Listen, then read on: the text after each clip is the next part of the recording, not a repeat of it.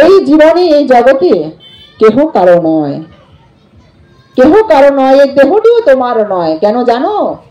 এই দেহের মালিক আছে একজন।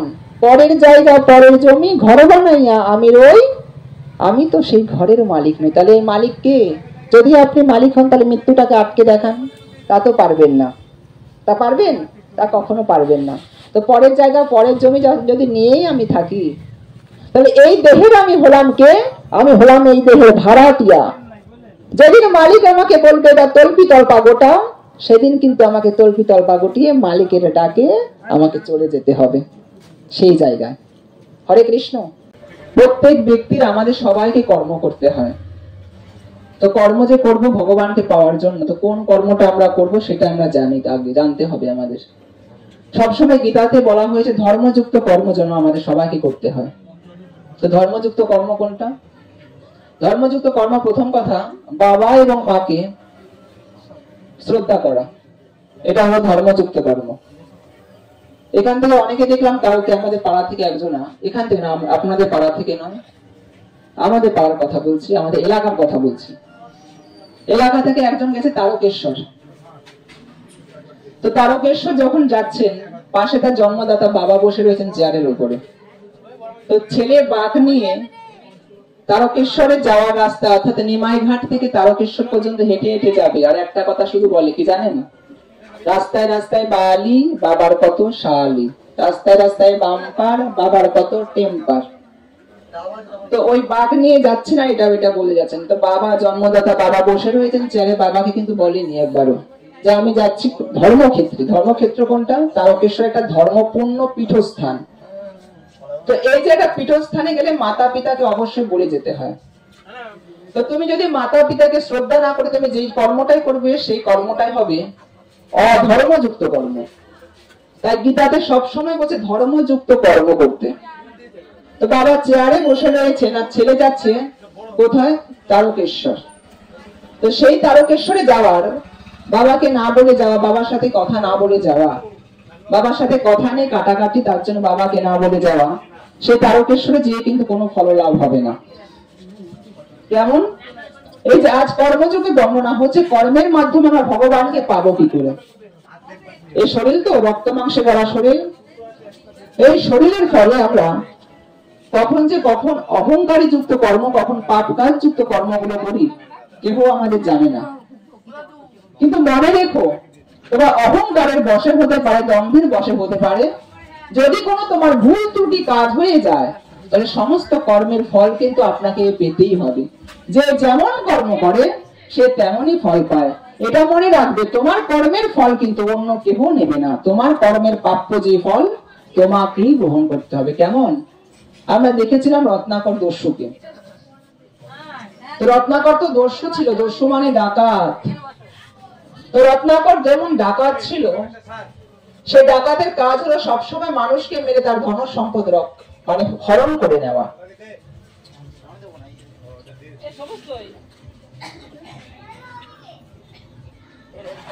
ধন সম্পদ হরণ করে কে? প্রত্যেকদিন রত্নাকর দস্যু। তো সেই পাপ কর্ম করতে করতে করতে করতে তার পাপের ঘোড়া আজকে পূর্ণ হয়ে গেছে। রত্নাকর দস্যু যখন পাপের ঘোড়া পূর্ণ হয়েছে, তখন উপর থেকে নারদ আর ব্রহ্মা আসছেন ওই পাপের ঘোড়াটাকে ভাঙার জন্য। রত্নাকর দস্যু তো চিরজীবন পাপ করে গেছে, এই পাপ থেকে তাকে নিষ্কৃতি দেওয়া যায় কি করে? সেই কারণে নারদ আর ব্রহ্মা আসছেন আর স্বয়ং ভাবে। তো আস্তে আস্তে আস্তে আস্তে আজ স্বয়ং রত্নাকর দস্যুর কাছে দেখা দিলেন কে? নারদ আর ব্রহ্মা। তো নারদ আর ব্রহ্মা দেখা দেওয়ার পরে আজ স্বয়ং রত্নাকর দস্যু কি করলেন? নারদ আর ব্রহ্মাকে আজ রাস্তায় আগুন দিয়ে দাঁড়ালেন। দাঁড়িয়ে বলছেন কি, তোমাদের কাছে কি কি আছে না আছে সমস্ত কিছু বের করে আজ আমাকে দাও। তো ব্রহ্মা বলছে, আমি তো সন্ন্যাসী, অর্থাৎ আমার কাছে আমার কিচ্ছু নেই, শুধু এর নামের মালাটুকু আছে। আর নারদের কাছে কি আছে? এটা কমণ্ডলু আর নারায়ণ নারায়ণ করা বাড়ানোর জন্য দুটো খঞ্জনি ছিল। তো যখন এই কথাটা বলছেন তোমাদের কাছে কিছু নেই, তার মানে যে তোমাকে ছেড়ে দেবো এমনও কিছু নয়। কিন্তু তোমাকে মেরে আমি কিন্তু না, যদি তোমার থেকে ধন সম্পদ পেতে পারি, তোমাকে মারতে তো আমি অবশ্যই পারি। তখন নারদ আর ব্রহ্মা বলছেন আমাদের ছেড়ে দাও, আমাদের কাছে কিছু নেই। আর ও রত্নাকর, তুই যে আমাদের মারবি, তুই জানিস মানুষ মারলে কি পাপ হয়? আমি অত কথা বুঝি না, আমার কাজে হলো মানুষকে মেরে ধন সম্পদ নেওয়া। এখন তোমাদেরকে আমি সামনে পেয়েছি, তোমাদেরকে মেরে আমি সেই ধন সম্পদ আমি নেব। রত্নাকর, তুই যে পাপ করছিস, এ পাপের ভার তো কেউ নেবে? তোর যে কর্মের মাধ্যমে তুই পাপ করছিস, সে পাপের ভাব কেউ কি নেবে? বলছে নেবে না কেন? বাড়িতে ছেলে আছে, মেয়ে আছে, বউ আছে, মা আছে, বাবা আছে, যাদের জন্য আমি করছি তারা আমার পাপের ভাগ নেবে না কেন? ও রত্নাকর, যা তুই একবার গিয়ে জিজ্ঞাসা কর, দেখ সত্যি কি তোর পাপের ভার নেয় কিনা। আজ বলছেন রত্নাকর, ও আমি যদি যাই তার মানে তোমরা এখান দিয়ে পালাবে, সেই ফন্দি বুঝে আসছো। আমি কিছুতেই তোমাদের এই কথায় আমি ভুলবো না। ও রত্নাকর, তুই একটা কাজ কর, তোর যদি আমাদের উপর বিশ্বাস না থাকে তাহলে এই দড়িটা তোর হাতে আমি দিচ্ছি, আমাদেরকে তোরা এই গাছের সাথে বেঁধে দিয়ে যা। হ্যাঁ, এই বুদ্ধিটা তো ঠিক বলেছ। আজ রত্নাকর দস্যু নারদ এবং ব্রহ্মাকে জোরে করে বেঁধে আজ দৌড়াতে দৌড়াতে দৌড়াতে দৌড়াতে বাবার কাছে সর্বপ্রথম গেল। রত্নাকর দস্যুর বাবার নাম ছিল চ্যবন মুনি। আর ওই চ্যবন মুনি যখন বসেছে, এটা আমার লাগবে কিন্তু, আর চ্যবন মুনি যখন বসে বসে নাম জপ করছে, রত্নাকর দস্যুর বাবাও ছিলেন কৃষ্ণ ভক্ত, ছেলে ছিল দস্যু প্রকৃতির। তো তখন প্রত্যেকদিন এসে বলে বাবা বাবা, প্রত্যেকদিন বলে এরকম চিৎকার করে, কিন্তু আজ সেই বাবা ডাকটুকু নেই। আজ বলছেন বাবা, ও বাবা। এই ডাক শুনে চ্যবন মুনি বলছেন, কিরে আজকে কি কোনো সাধুগুরু বৈষ্ণবের দর্শন পেলি নাকি রে রত্নাকর? বলছে কেন, সেটা আমি জানি না। একজন ব্যক্তির সাথে দেখা হলো, ব্যক্তির মুখে ছিল দাড়ি গোঁফ কতগুলো, আর আরেকজনের হাতে ছিল এই নারদ মনি যে কি বাজায়, বীণা, ওই বীণা বাজাচ্ছিল। ও আচ্ছা, বুঝেছি, তার মানে চ্যবন মুনি বুঝলো তারা কারা। তো তখন ওই রত্নাকর দস্যুর কথা শুনে বল তোর কি হয়েছে? বাবা, আমি তো তোমাদেরকে এতদিন এই যে আমি মানুষ মেনে ধন সম্পদ এনে আমি তোমাদের সবাইকে দিয়েছি, তোমরা তো আমার কাছে খেয়ে পড়ে বড় হয়েছে, এতদিন বেঁচে রয়েছো। ও বাবা, আমি জানি না আজকে ওই দুটো লোক কেন বলছেন যে আমি যে তোমাদেরকে প্রত্যেকদিন এনে যে খাবারগুলো দিই বা আমার যেখান থেকে টাকা ইনকাম করি, অসৎ পথ নাকি এইটা? তো বাবা, আমি নাকি পাপ করছি। তো আমি যে পাপ করছি, এই পাপের ভাগ কি তোমরা কেউ নেবে না আমার পাপের ভাগ? তখন বাবা সর্বপ্রথম বললো, রত্নাকর, তুই যখন ছোট ছিলিস তখন তোকে আমরা কেমন করে বড় করেছি, তুই কি কখনো জিজ্ঞাসা করেছিস? বলছে না, তাকে জিজ্ঞাসা করি নাই। তো আজ আমরা বৃদ্ধ অবস্থায় এসেছি, তো আমাদের ভরণ পোষণ হয় কি করে, এটা আমরা তোর থেকে জানতে চাইনি। তো আমাকে যেমন ভাবে এনে আমাদের খাওয়াবি, আমরা সেমন ভাবেই খাবো। তো এই কথা শোনার পর তার মানে কি তুমি আমার পাপের ভাগ নেবে না? না, আমি তোর পাপের ভাগ নেব না। বাবা সর্বপ্রথম পাপের ভাগ নিতে বারণ করলো। বলছে নাতির জন্য আমি আমটা ছেড়েছি শুধু ওই গাছ থেকে, পাপ তো তুমি করছো, নাতি কিন্তু সেই ফল ভুগবে না, ফল তোমাকেই ভুগতে হবে। যে যেমন কর্ম করে তাকে তেমন ভাবেই ফল প্রদান করে ঈশ্বর ভগবান। আমি ভাবছি কেউ জানে না, কিন্তু একজন জানে। সে কে জানেন? সে হলো চিত্রগুপ্ত নামে একজন। চিত্র অর্থাৎ ফটো, গুপ্ত অর্থাৎ গোপনে। আমি এই জীবনে যা কিছু করে যাচ্ছি আর না যাচ্ছি, সমস্ত কিছু ফটো কপি মারফত আমার কাছে এসে উপস্থিত হবে একদিন।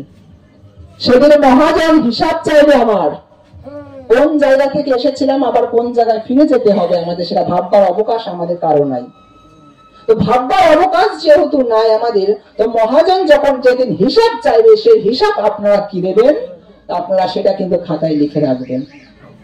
এখানে মহোৎসব হওয়ার পরও, যেদিন মহোৎসব হবে, দুপুরবেলা মহোৎসব হওয়ার পরও এখানে আপনারা প্রসাদ পাবেন।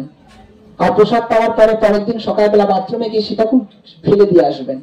কিন্তু এখন যেখানে যতজন উপস্থিত রয়েছেন, যতটা কৃষ্ণ কথা শুনছেন, এই কৃষ্ণ কথাটুকু শুধু চিরজীবনের জন্য ওই খাতায় শুধু লেখা থাকবে, আর কিচ্ছু লেখা থাকবে না, কিচ্ছু আর লেখা থাকবে না। আর কর্মফল, কর্মগুলো যেগুলো করার সেগুলো।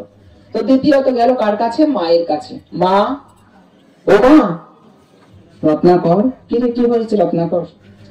ওরা দুজনে ব্যক্তির সাথে দেখা হলো।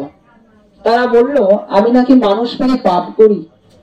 ও মা, তা আমি যে যেহেতু পাপ করছি, তা তোমাদের তো আমি এনে ভরণ পোষণ করছি মা, তাহলে বলো দেখি মা, তোমরা কি আমার কেউ পাপের ভাগ নেবে?